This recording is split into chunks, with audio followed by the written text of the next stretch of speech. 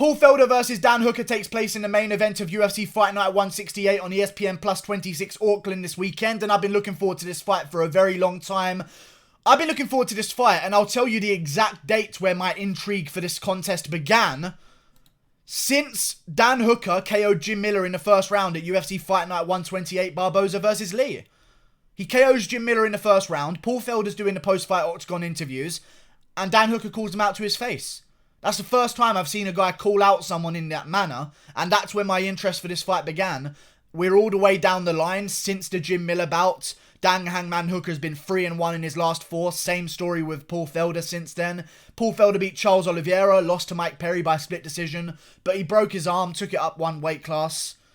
I can give him an excuse there for the Mike Perry loss. James Vick, Paul Felder beat him. Edson Barboza, Paul Felder beat him. These guys have a lot of similarities in their record with James Vick.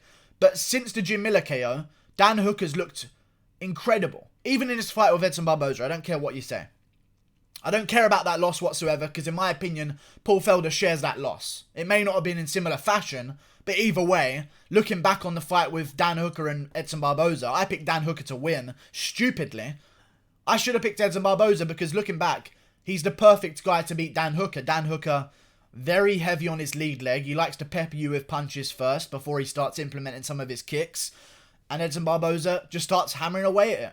Kicks from the outside, blasting him to the body. That's the best way to beat Dan Hooker. I don't think Paul Felder has the kind of kicks that I'm looking for to beat Dan Hooker. I also don't think that Paul Felder has the skill in general. I'll be honest with you guys. Paul Felder's one of these guys.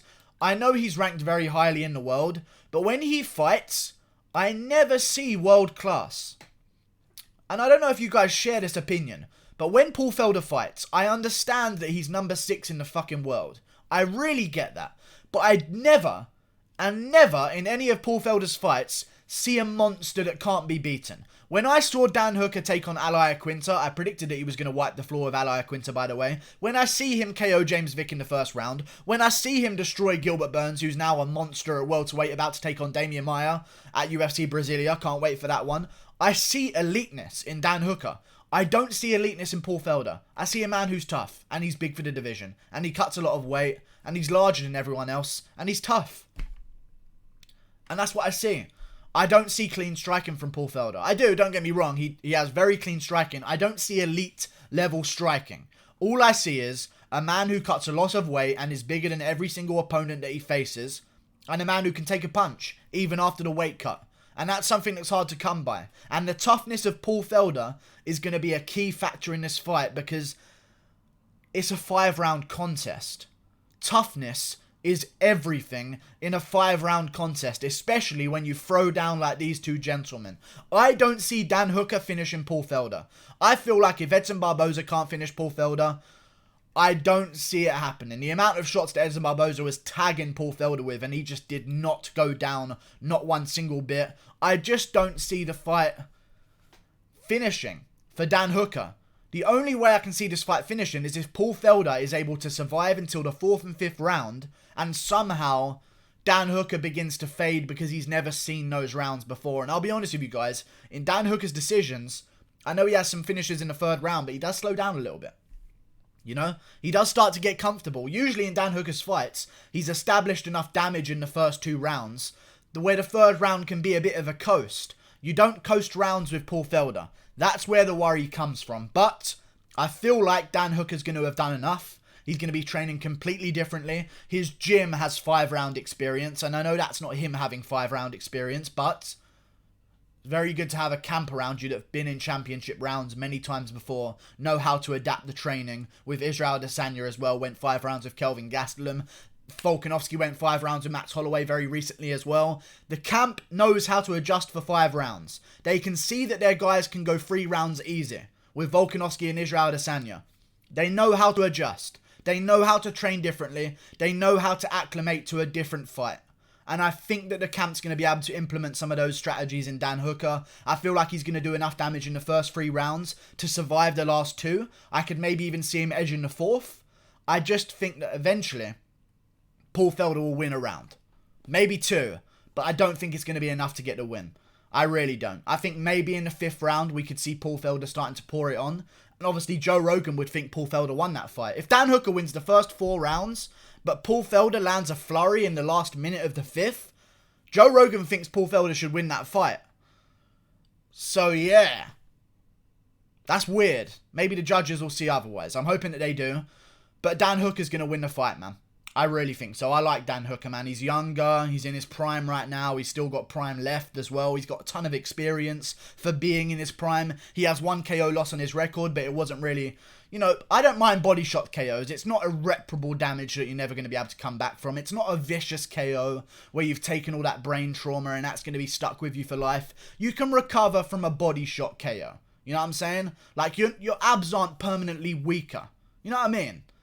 So I like that. I like Dan Hooker's losses. I think he's beaten elite names. And even in his older career, when you see some of these wins, and in 2017 when he beat Mark Jacasey, you may think to yourself, you beat Mark Jacasey. Who cares? Who's that? Who's that, right? Some flashy guy that just got into the UFC? Mark Jacasey is about to fight Jai Herbert. If he wins that one, he'll be back on a streak. He's a legitimate contender. He just whooped Lando Venata, and Lando Venata just whooped Yancy Medeiros. You know what I'm saying? These are good names to have on your record. And the losses as well aren't bad. Yair Rodriguez. I don't like that Jason Knight loss. And I know that was probably the sign where he's like, okay, if I'm losing to bums like Jason Knight, I need to move up in weight. And since he moved up in weight, what's his record? 6-1 in his last 7. It's the weight class for him, I feel like. Dan Hooker is the perfect size for lightweight, I feel. 6 feet tall. Ranger, he's like a Tony Ferguson type body. I have no idea, thinking to this day, how James Vick made lightweight, to be honest with you guys. Dan Hooker's got a 10 centimeter reach advantage. Dan Hooker's got the youth. Dan Hooker's got the technique. Dan Hooker's got the skill. Paul Felder's got the toughness. But does he? Because Dan Hooker took vicious shots from Edson Barboza and never quit once and had to go out on his shield. He's tough as they come. I appreciate that. But if there's one advantage that I can give to Paul Felder here, it is that toughness. But here's what I want to say. Paul Felder, and I've scratched up my knuckles, by the way, as you can see. Fucking hell. Really annoying. Anyway, Paul Felder has the size, but he doesn't carry the benefits that size bring. Usually when a guy has size in a division, you'd normally expect he's going to have great power. Paul Felder doesn't have great power. Usually when a guy has size in a division, you'd think he's going to have a crushing top game and a phenomenal ground and pound. Paul Felder does have that, but to an elite level. Is it amazing? Was he able to take down Edson Barboza like Khabib, like Kevin Lee? You know, Paul Felder has the size and he makes the weight cut, but he doesn't carry any of the benefits that size give him. So I don't understand, to be honest with you. He's never had power, and I don't know what that comes down to, because he seems to land on guys quite clean and very often, and he's a huge man.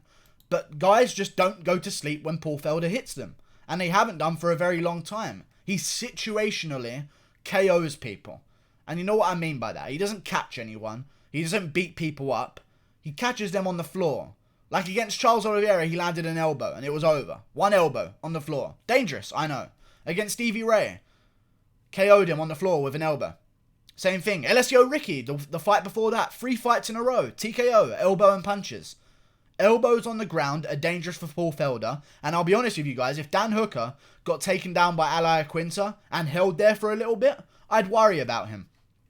But Dan Hooker showed that he had no problems with takedown defense against Al Iaquinta, who is a phenomenal wrestler, who, by the way, out-wrestled Kevin Lee. You know what I'm saying? Kevin Lee out-wrestled Barboza. Al Iaquinta out-fucking-wrestled Kevin Lee. Fair enough, he did a fair bit of stand-up work that fight as well, but, you know, those grappling exchanges weren't fucking easy for Kevin Lee. Al Iaquinta's a phenomenal grappler. Look at the Khabib fight. And he tried to shoot on Dan Hooker, and there was nothing there for him. Dan Hooker controlled him the whole time, technically out-wrestling him, keeping himself on the feet. He knows where he wants to be. And I truly feel like in the vibe of City Kickboxing right now, they're not gonna lose right now. Especially with Dan Hooker, Paul Felder. I feel like there's a real surgence of City Kickboxing. And I don't know what it is. I think it might just be the champ effect in a gym. As soon as you get one champion, everyone else's mood picks up. You know, they get Izzy, then they get Volkanovski. Now you got Kai Kara France coming up and Brad Riddell. And all of these guys, and Dan Hooker's now on a bit of a resurgence after his recent 2 wins. I'm liking where City Kickboxing is going. I feel like Dan Hooker's going to win this fight. Do I think that he beats Tony Ferguson? I don't know. Do I think that he beats Khabib? We're getting iffy. We're getting iffy. But I think that Dan Hooker is of the elite level and Paul Felder is just below it. And I honestly feel like if these two guys' rankings were reversed, no one would have a problem with it whatsoever. If magically overnight Dan Hooker was placed above Paul Felder in the rankings, people would be like, makes sense. Makes sense. Even though he lost it to Barboza, people would be like, I get it. I really do get it. I think Paul Felder's going to lose. I like Paul Felder. I think he's got good strategy. He's obviously going to be looking to throw a lot of kicks, looking to put the pressure on Dan Hooker. I just feel like Dan Hooker handles the pressure very well. He is in his hometown, which is an additional pressure, I guess you could see it as. So that's going to be a tough night for him. But I think he's going to be able to pull off the first 3 rounds, maybe edge the 4th. 5th round's going to be tough because Paul Felder doesn't stop coming. He does not stop coming. Tough one for Dan Hooker. I feel like he's going to get it done. And whoever wins this one, if it's Dan Hooker, he's getting the Poirier fight. You know it. If it's Dan Hooker, he's going to get on the microphone and make sure that he gets the Dustin Poirier fight. Because Dustin Poirier just announced yesterday, Nate Diaz isn't interested in the fight, by the way, guys. I'm looking for one. Just so happens this one's this weekend. Dan Hooker gets on the mic, calls out Poirier again, it will co-main event a pay-per-view. 100%. Or headline a fight night of its own. Who knows? That's an amazing fight. Dan Hooker's already set... This is why I love Dan Hooker as well, by the way. He set his career from the get-go. Okay? After Jim Miller, he calls out Paul Felder. He's finally got the Paul Felder fight, you know? After Aloy Quinty, he calls out Dustin Poirier. He might get him after Paul Felder. I know the orders are messed up in which way he's called people out, but even still, everything Dan Hooker's said and everyone that Dan Hooker has wanted to fight, he's gotten. If he wins this one and gets enough impressive time on the microphone, he's going to call out Poirier. And right now, Poirier ain't got many options. Gaethje ain't fighting anyone but a title shot because he's ranked number 4 and he beat Donald Cerrone. That's why Gaethje thinks he's earned a title shot. So Gaethje's going to do nothing except self-sabotage his own career and ruin his entire career by not doing anything whatsoever. He's never going to get a title shot. The only option for Poirier is the winner of this fight. And I feel like that's the biggest option for Poirier as well. I'd love to see it happen. I really would. Dan Hooker, Paul Felder. It's tough, man. It really is tough. Both of these guys are complete savages. I just feel like Dan Hooker's got this one, man. He's just better. You know what I mean? Like, Paul Felder could go out there, catch him, beat him. I'm perfectly understanding that Paul Felder's got a game plan here. And he can implement the game plan as well. But also, yes, fuck, that's why I brought up City Kickboxing. City Kickboxing. On a fucking crazy high right now in terms of winning.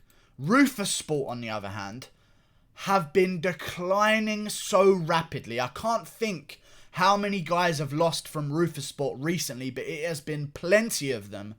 Plenty! Macy Barber, I believe, Ben Askren, Tyron Woodley, Anthony Pettis, Sergio Pettis went to Bellator, so that's a fucking huge L to the gym. Who else from Rufus Sport has lost fights? I'm sure there's way more. I think there's way more.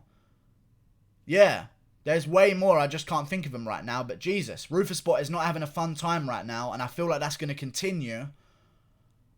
I feel like Dan Hooker's got it in the bag. Okay? And I think he gets it done by decision.